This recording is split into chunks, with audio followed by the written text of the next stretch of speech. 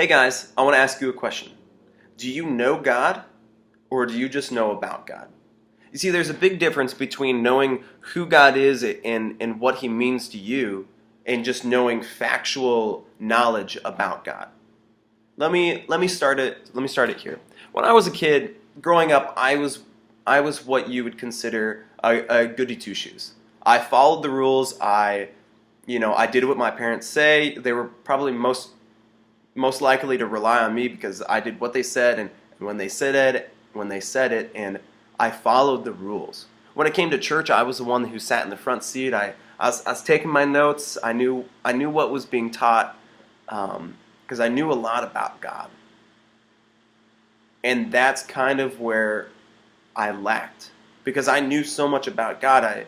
I relied a lot on my knowledge of him and I didn't have that relationship with God, a fellowship with God that really is what Christianity is all about. And we can see this very well in the New Testament. When we look at the Pharisees, these guys knew the law so well, like through and through. I mean, they had memorized a lot of the scripture. Even to get to the point of being a Pharisee, they had memorized a lot of the Pentateuch and all that stuff. And so they knew the most than anybody really at that time about the Bible. And that was where their flaw was. They based their relationship with God on the knowledge that they had rather than a relationship and conversation and fellowship with God. And that's kind of where the challenge for today comes from, is not to just know things about God, but to pursue him in a way that you get a relationship and fellowship and that you actually know who he is. You see, to really know anybody in life, God or just people in general, you have to talk to them. You can look people up on the internet and, learn things about them and know a lot of things about them, but that doesn't mean you have a relationship with them. And in the same way, you can know a lot of things about God. Reading the Bible is not a bad thing. You can learn so much about God, about his character and what he does and what he'll do for you. But without that relationship, you don't get that same, you don't get the understanding that goes with that, like why he does what he does and why he wants to help you. Without a relationship, you don't get those things. And how do you even get a relationship?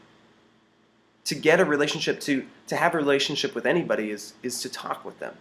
And that's really what the challenge for today is to, I guess, continually pray, rather, not pray, rather have a conversation. You see, prayer and conversation are really the same thing. But when we think of prayer, we normally think of asking God for things, for him to help us with something. But really, prayer is much more than that. It's just talking with God and getting to know him and talking to him about your whole day, about what's upsetting you and the things that you're struggling with. Because that's what God really wants. He wants to have fellowship and he wants to talk to you. He wants to comfort you. And so that's why I want to challenge you guys to continually seek God in the way that you live life and to continually talk to God, because that's how you really get to know him. My challenge is for you guys to go beyond just knowing about God, but to know God.